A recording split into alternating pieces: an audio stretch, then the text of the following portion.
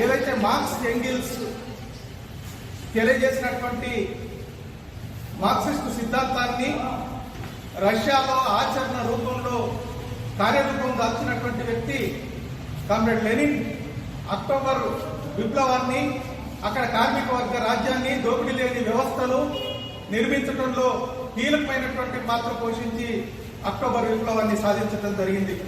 అప్పటికే ఆ రష్యాలో ఉన్నటువంటి జార్ చక్రవర్తి ఆధీనంలో నియంతృత్వ ప్రభుత్వాన్ని కూల్చి కార్మిక వర్గ రాజ్యాన్ని ఏర్పాటు చేసినటువంటి పరిస్థితి ఉన్నది.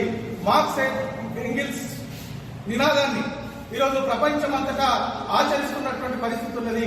ఇటీవలనే అమెరికన్ పెట్టుబడిదారి దేశం ఏదైతే తన పెట్టుబడిదారి విధానమే ఈ ప్రపంచానికి మార్గదర్శనం నిరూపిస్తున్నటువంటి సందర్భంలో అది కాదు సోషలిస్ట్ వ్యవస్థ ప్రజా విముక్తికి, ప్రపంచ విముక్తికి మార్గం అనేటువంటి పద్ధతుల్లో పెట్టుబడిదారు దేశమైనటువంటి అమెరికాలోనే న్యూయార్క్ లో ఈరోజు వామపక్షవాది మేయర్ గా గెలిచినటువంటి పరిస్థితి ఉన్నది.